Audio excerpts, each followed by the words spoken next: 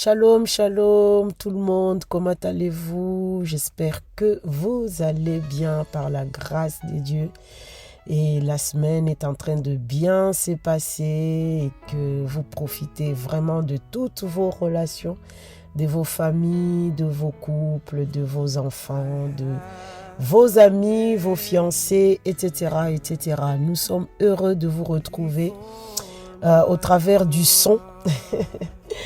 Au travers du son et des images d'illustration, dans notre série Les 7 choses qui causeront la perte de votre relation ou de vos relations. Peu importe, vous mettez la relation que vous voulez, la relation de couple, de parents, d'enfants, entre amis, fiancés, tout ce qu'on veut, frères et sœurs, voilà. En tout cas, on est très heureux de vous retrouver pour parler de vive voix de cette troisième partie de ces 7 choses qui peuvent détruire votre relation. Aujourd'hui, après avoir parlé de l'ignorance, après avoir parlé de la ruse, aujourd'hui, nous allons parler de l'égocentrisme.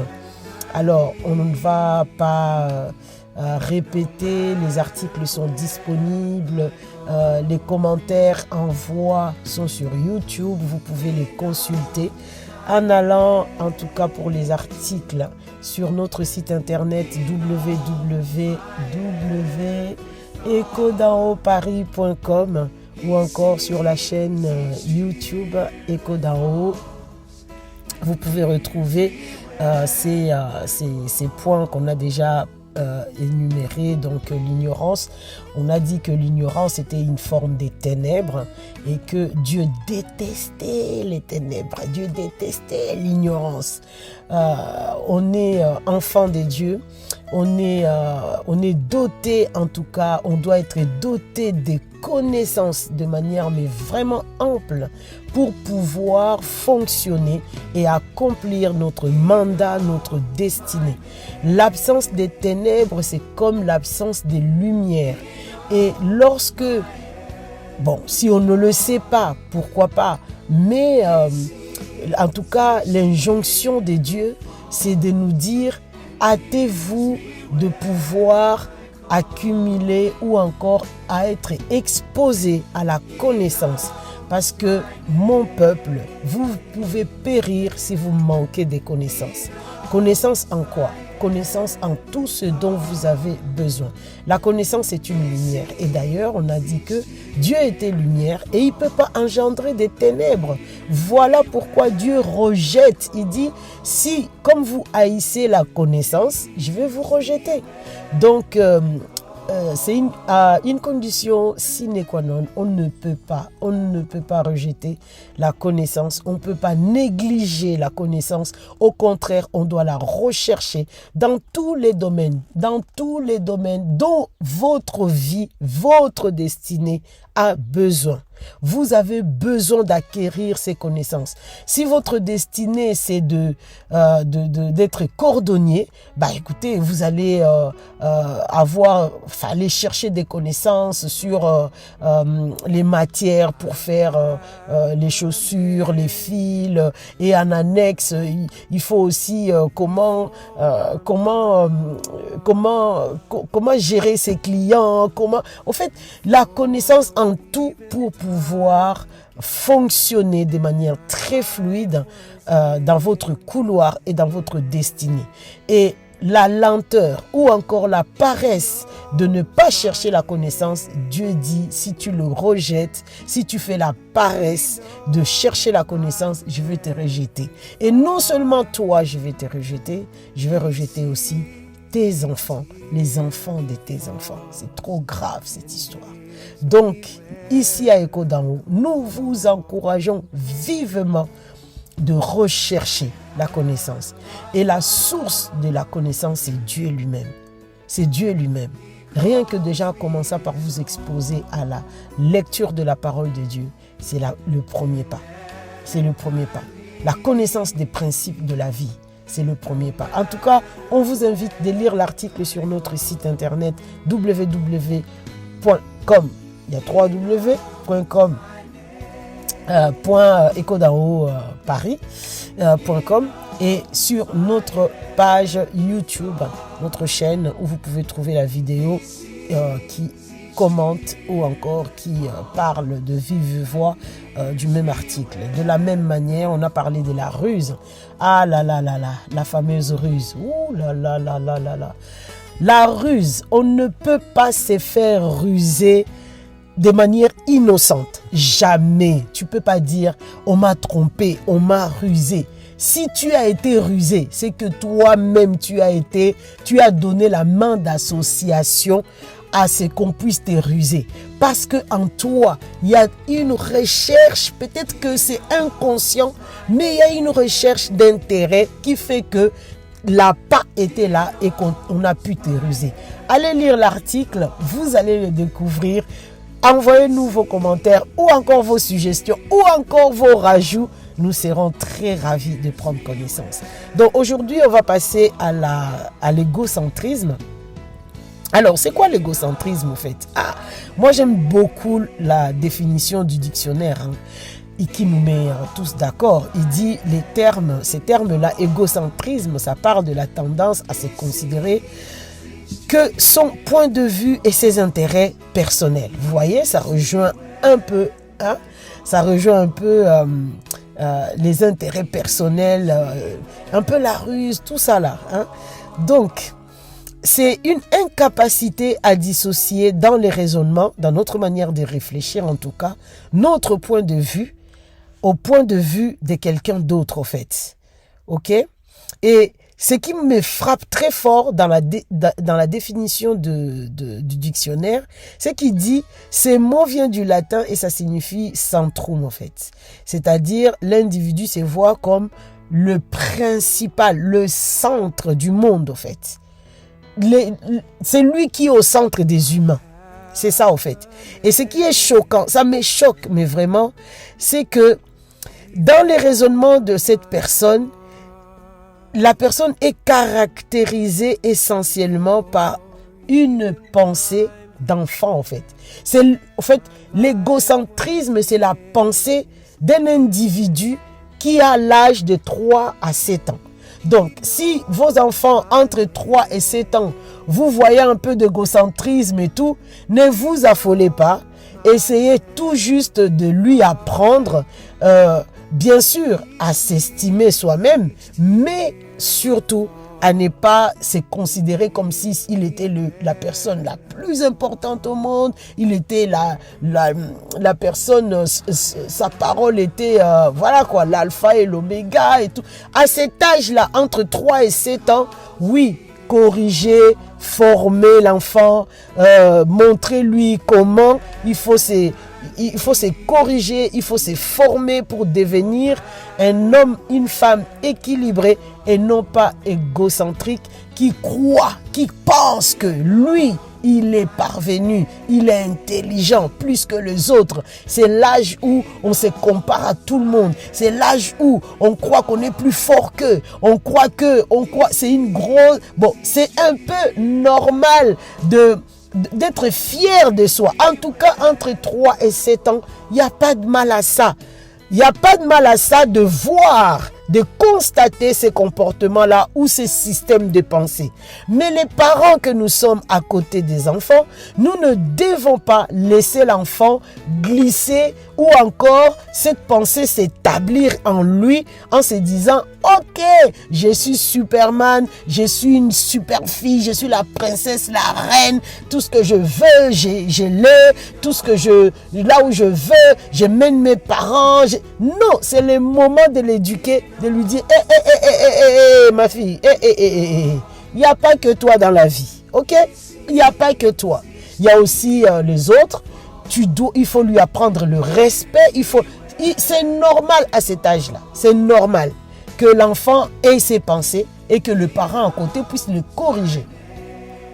Mais lorsque on a passé les caps, on est devenu adulte, on est dans la société, et que ce travail n'a pas été fait pendant l'enfance, c'est là qu'on retrouve dans notre société des individus malades d'égocentrisme.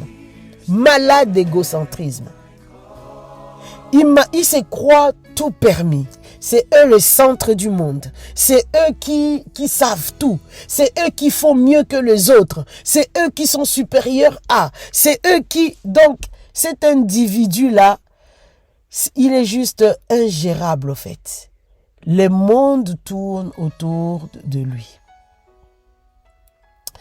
La vérité est que l'humain ne s'est pas créé lui-même et qu'on est sur la terre pour accomplir quelque chose. On est sur la terre parce que quelqu'un a choisi pour nous d'être sur la terre.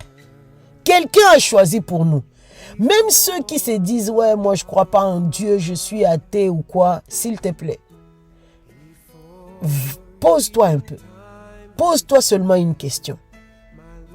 À quel moment de ma vie j'ai décidé de venir sur la terre? À quel moment de ta vie? Si tu me donnes cette réponse, si tu me donnes cette réponse, hein, qu'avant que tu rentres dans le ventre de ta mère, tu avais décidé, toi, que tu voulais venir sur la terre. Si tu me donnes cette réponse, alors vraiment, ton athéisme là, même moi je vais devenir athée. Je vais devenir athée. Mais si tu n'as pas de réponse, s'il te plaît, sois humble. Sois humble. Peut-être que tu ne vas pas le dire tout haut maintenant, mais déjà commence la démarche au fond de toi de te dire, aïe, bon, qui a décidé à ma place d'être là en fait? Tu vas me dire, oui, ce sont mes parents. Tu as compté le nombre de parents qui courent voir le médecin pour aller se faire avorter parce qu'ils ne voulaient pas avoir cet enfant? Tu as compté le nombre? Peut-être que toi-même là qui parles, tu en fais partie. Donc, ceci pour dire, nous venons sur la terre non pas par notre propre volonté, mais parce que quelqu'un nous a envoyés.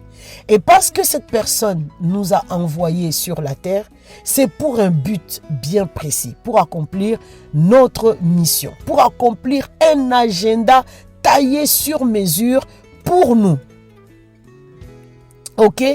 Ne pas accomplir cet agenda que cette personne qui nous a envoyés sur la terre accomplir, si on ne le fait pas, vis-à-vis de cette personne qui nous a envoyés, on est taxé de quelqu'un de déloyal au fait. On comprend mieux pourquoi maintenant les systèmes des humains au fait va maintenant contrecarrer cette pensée initiale au fait. La pensée que l'humain a été envoyé par quelqu'un pour accomplir un agenda. Le système qu'il y a dans le monde est fait de telle manière que n'accomplit surtout pas, non, je vais dire ça. Premièrement, refuse que quelqu'un t'a envoyé sur la terre. Deuxièmement, sabote l'agenda que tu devais accomplir sur la terre. C'est ça le plan du monde, en fait. C'est ça le plan du système qu'il y a dans le monde, en fait. C'est ça le plan. C'est que, premièrement, c'est pour ça l'homme, en fait, devient, ou encore les parents quelque part, ou encore les adultes, ou je ne sais pas, quelque part ferment les yeux. Parce que le système est fait de telle sorte, on ne se rend même pas compte. Les parents ne se rendent même pas compte que lorsque l'enfant a l'âge entre 3 et 7 ans et qu'il écrase ses amis, méprise ses amis, parle en mal de ses amis à l'école et que nous on est là, ah oui mon coco, tu sais, c'est toi le meilleur, hein, c'est toi le meilleur, ah c'est toi le plus beau, c'est toi la plus belle. Je n'ai pas dit qu'il ne faut pas dire à son enfant qu'il est beau, qu'il est... Oh là là, moi mes enfants ils sont... voilà, j'ai envie de dire c'est les plus beaux enfants du monde. Pourquoi? Parce que c'est moi leur mère et je suis la source de leur encouragement. Je ne peux que le reconnaître. Si moi la mère je commence à détester mes enfants pour dire t'es moche ou quoi, il y a un problème, il y a quelque chose qui ne va pas. Vous comprenez? Mais on est en train de dire ici que lorsque le système est fait de manière très insidieuse, en fait, très insidieux, pourquoi l'égocentrisme, c'est une arme de l'ennemi préparée, mais avec beaucoup de finesse et de subtilité. Comment il prépare cette arme? Déjà, il injecte dans la pensée des parents, lorsque l'enfant a cet âge entre 3 et 7 ans, de ne pas faire cette éducation comme il faut, de respect de l'enfant vis-à-vis des autres, vis-à-vis des autorités, vis-à-vis de ses camarades, vis-à-vis de ses professeurs, on encense son enfant, c'est l'enfant roi, c'est l'enfant le plus beau, c'est l'enfant le plus... Même l'enfant va faire n'importe quoi à l'école, les parents vont arriver... Il ne demande même pas des fois, c'est quoi, qu'est-ce qui s'est passé, à qui la faute, est-ce que c'est mon enfant ou pas? Hey, qui a touché à mon enfant? Et il commence à casser tout. Et l'enfant voit ça, mais c'est l'enfant roi. Moi, je suis le centre du monde. Moi, je suis l'enfant, je ne sais pas. En fait, c'est l'enfant qui fait l'éducation des parents à cet âge-là. Au lieu que ça soit le contraire. Et parce que nous loupons cette tranche-là, où nous ne formons pas suffisamment l'individu, lorsque l'individu arrive à l'âge adulte, la chose, cette pensée quelque part, s'est cristallisée un peu en lui, c'est devenu son système de pensée, à croire que c'est lui qui est le centre du monde. Et parce qu'il va croire ça, va se rajouter cette pensée, cette deuxième pensée qui te dit: je suis venu au monde, je fais ce que je veux, je suis le maître de moi-même. Au lieu de la pensée de dire: je suis l'être humain, je ne sais pas comment et pourquoi j'ai débarqué ici, c'est quelqu'un de souverain qui m'a envoyé, à qui je dois des comptes un jour. On a liquidé cette pensée-là. Deuxièmement, non seulement on a liquidé la pensée du fait que je suis sur la terre parce que c'est bizarre que je sois sur la terre, quelqu'un m'a sûrement envoyé, mais la deuxième pensée qu'on a liquidée, c'est que on a une mission à accomplir. On a une mission à accomplir et que je dois rendre des comptes à la personne qui m'a envoyé pour accomplir cette mission. L'individu sait croire: je n'ai pas de souverain sur moi, je n'ai pas de souverain, donc je peux faire ce que je veux. Et le système va vouloir, va pousser l'individu, mais tu es ton propre Dieu au fait, tu fais ce que tu veux, il va chercher que ses intérêts, du coup l'individu devient même invivable en société. Même la société qui tolère ça, à la longue, un individu comme ça, au milieu de l'entreprise ou franchement, il est juste fatigant. On ne sait pas quoi faire de lui, quoi. On ne sait pas quoi faire de lui. Donc, il faut faire vraiment, j'attire notre attention à tous et à tous. Nous ne vivons pas sur la terre pour notre plaisir. Nous ne vivons pas sur la terre parce que, voilà, on est venu faire la fête ici. Non, on est venu pour un but. Le but, il faut le chercher et il faut l'accomplir. Si on rejette déjà la première pensée initiale du fait que Dieu est l'initiateur qui nous a envoyés sur la terre pour accomplir un mandat, pour accomplir une chose, si on ne reconnaît pas que c'est lui qui est derrière ça, je vous promets que c'est la porte ouverte déjà à l'égocentrisme. Parce que si on n'a pas l'autorité sur nous, le résultat c'est que on se croit tout permis et on va faire tout ce qu'on a envie de faire. L'apôtre Paul dit: je ne vis plus pour moi, je vis pour Christ au fait. Et l'apôtre Jean va dire: n'aimez pas le monde avec les choses qui sont dans le monde, parce que l'amour du monde est vraiment inimitié contre Dieu. Parce que Dieu, non. Il n'aime, c'est pas que Dieu, quand on dit le monde, on ne parle pas des hommes, ok? On ne parle pas des hommes, mais on parle du système qui manage le monde, qui gouverne le monde, qui drive le monde. C'est ça le monde, au fait.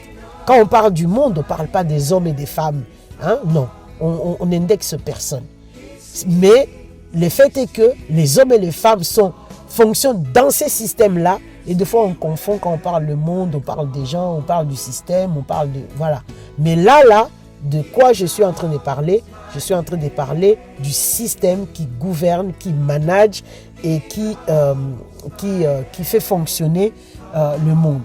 Alors, le comportement, de toute façon, chacun de nous l'a déjà expérimenté, hein, de l'égocentrique. Il a une autre opinion de soi, il aime parler de lui-même, il rabaisse les autres, il n'écoute même pas les avis des autres, en fait. C'est son avis qui compte. C'est son avis qui compte. C'est un esprit fermé. Ah là là, aujourd'hui dans notre monde d'aujourd'hui, mais ça me fait mal au cœur de voir les niveaux de la petitesse et de manque de largesse des esprits. Hier j'écoutais, ah là là là là, j'écoutais, on était à une réunion avec notre père, il parlait, il disait... on a pris, je crois, 5 aveugles ou quelque chose comme ça. Et on a demandé aux 5 aveugles de toucher une partie de l'éléphant. À l'un, on l'a fait toucher les pattes. À un autre, on a fait toucher la queue. À un autre, on a fait toucher la trompe. À un autre encore, on a fait toucher l'ivoire. Hein, l'ivoire de l'éléphant. Et à la fin, on a demandé aux aveugles, l'éléphant, comment tu l'imagines, il est comment? Bah, c'est lui qui a touché la queue, a dit l'éléphant, c'est un fouet. C'est lui qui a touché les pieds, a dit c'est des poteaux. C'est lui qui a touché la trompe, a dit c'est, je sais pas, un tuyau ou un truc comme ça. En tout cas, c'est exactement, ils ont tous touché le même éléphant, une partie différente de l'animal, et ils se sont fait une perception. Et l'être humain, c'est ça en fait. L'apôtre Paul dit, nous connaissons en partie, nous prophétisons en partie. Tu ne peux pas être détenteur de toute la vérité. C'est pas possible. C'est un orgueil démesuré. Il n'y a pas de nom en fait. Ah oui, il prêche mal. Ah oui, il dit ça. Ah oui, il pense comme ça. C'est pas comme ça. C'est comme ça qu'il faut penser ou quoi? Manque de largesse. Ça, c'est des personnes égocentriques. C'est un esprit égocentrique, ça. Un esprit petit dans un bocal. L'esprit de Dieu est large. Il voit large, il voit la queue, il voit les pattes, il voit la trompe, il voit l'ivoire, il voit le corps de l'éléphant, il voit tout. Mais Dieu a permis que nous soyons des humains qui ne voient qu'en partie et qui peuvent parler qu'en partie de ce qu'ils ont vu en fait. Mais les personnalités égocentriques, lorsque on a tendance à ne pas comprendre l'autre, ah, moi j'ai touché la queue. Ok, là tu es en train de me dire les pattes, je sais pas, les poteaux. Bon, ok, bon, pourquoi pas laisser aux autres le bénéfice du doute. Laissez aux autres ce qui tue vos relations, vos couples, qui suscitent des querelles, des disputes, des divisions. C'est souvent des points de vue différents. Au lieu de mettre de l'eau dans son verre et de dire « Attends, j'aimerais comprendre, c'est quoi ta logique? Qu'est-ce que tu veux dire par là? Qu'est-ce que je dois comprendre par là? Ah non, non, non.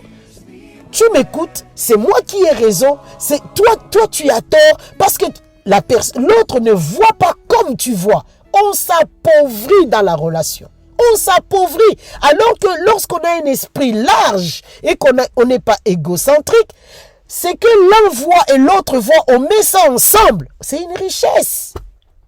C'est une richesse.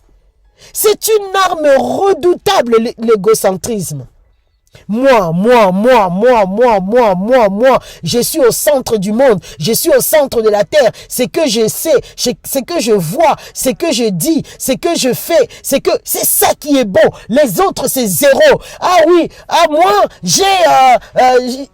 c'est que les autres, non, c'est de l'orgueil, c'est de l'orgueil, c'est de l'orgueil, bon. Vous voyez, hein, c'est d'ailleurs la fin de l'article, on finit ça comme ça. Comprenez que l'égoïsme, enfin l'égoïsme ou l'égocentrisme, ça finit par la cerise sur les gâteaux de la suffisance et de l'orgueil. Et c'est terrible.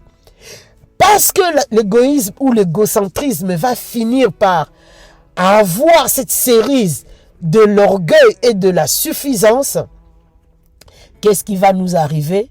Ah bah là, à nouveau, comme dans les cas de l'ignorance, Dieu dit, je résiste aux orgueilleux. Il y a des combats de ta vie. Tu t'es dit, ah ouais, on me bloque, ceci, on m'aime pas, il y a ça, il y a ça, il y a ça. Non, c'est toi-même en fait. C'est toi-même parce que tu as mis la cerise sur ton gâteau d'égocentrisme. Ah ben Dieu lui-même te résiste au fait. Dieu lui-même te ferme de portes. Dieu lui-même te bloque de relations. Dieu lui-même ne veut pas te faire du bien. Dieu lui-même te résiste. Satan est parti en vacances dans ta vie. Il est parti en vacances, il s'est dit, hey Dieu, good job, merci beaucoup. Parce que tu fais mon job de bloquer ces gars, de les détruire, de les ralentir, de le freiner. Oui, tu fais bien. Et qu'est-ce qu'il fait derrière? Il continue à t'alimenter dans cette pensée de suffisance, d'orgueil, d'égocentrisme. Il n'y a que moi qui compte, il n'y a que moi qui ai raison, il n'y a que moi qui vois mieux que les autres, il n'y a que moi qui sais, qui connais mieux que les autres, il n'y a que mon avis qui compte. Faites attention aux gens qui vous font croire que c'est eux qui ont raison et que les autres ont toujours tort. Faites attention, faites attention, faites attention aux gens qui vous font croire que c'est eux qui ont toujours raison et que les autres ont toujours tort et ils prennent même pas le temps. Ils prennent même pas le temps d'aller voir la personne pour dire mais j'ai entendu ça, j'ai entendu ça. Là, je sors un peu par rapport à même tout ce qu'on entend dans les réseaux. Ah oui, combien de fois dans des lycées et tout, tu entends un jeune ou je ne sais pas quoi s'est donné la mort parce que on l'a critiqué sur les réseaux. On l'a critiqué sur les réseaux. Combien de fois tu entends, ah oui, ah lui là, il fait pas bien les choses, il fait pas bien les choses, il fait comme ça, il dit ça, il prêche comme ça, il fait pas bien. Va demander à ces gens-là, va leur demander à quel moment ils sont allés voir ces gens qui sont en train de vous dire que eux, ils sont mieux que eux. À quel moment ils sont allés le voir pour dire, mais je comprends pas ta logique. Quand tu parles de ça, quand tu fais ça comme ça, quand tu fais... C'est quoi en fait? J'aimerais comprendre. Vous voyez un peu dans la philosophie un peu de l'éléphant là. C'est quoi les trucs en fait? Jamais. Ça prouve que ce sont juste des personnes égocentriques, égoïstes, suffisants et orgueilleux qui se croient supérieurs aux autres et qui croient être des donneurs de leçons au monde entier parce que eux, ils sont les centres de la terre et qu'ils ont le droit de juger, de critiquer les autres. Je ne sais même pas qui leur a donné ces droits-là et qu'ils ont le droit et ils peuvent oser mépriser les autres. C'est de l'égocentrisme. Faites attention à vous. Faites attention à vos couples. Faites attention à vos relations. Ne tombez pas dans ces pièges. C'est une arme que l'ennemi utilise, que vous maniez, mais que l'ennemi vous a préparé en secret et qu'il a injecté en vous, qui vous a suggéré. Et vous lui avez donné la main d'association et vous fonctionnez dans ces modes, dans ces systèmes de pensée. Et la raison, c'est quoi? C'est juste pour détruire toutes vos relations. Or, on a toujours dit sur cette plateforme que les relations, c'est le moyen par lequel Dieu a choisi de te bénir, de te visiter, de te shifter. Voilà ce que nous pouvons partager aujourd'hui avec vous concernant l'égocentrisme. On a été ravis de vous avoir. Si vous êtes nouveau ici sur notre plateforme, n'hésitez pas de liker, d'activer la cloche de notification et de vous abonner sur notre page YouTube et de le partager. Ravi d'avoir été vôtre en cette belle journée du mercredi. On s'est dit à très bientôt pour notre prochain écho. Shalom chez vous et dans toutes vos relations. Ciao. He knows my name. He knows my every thought.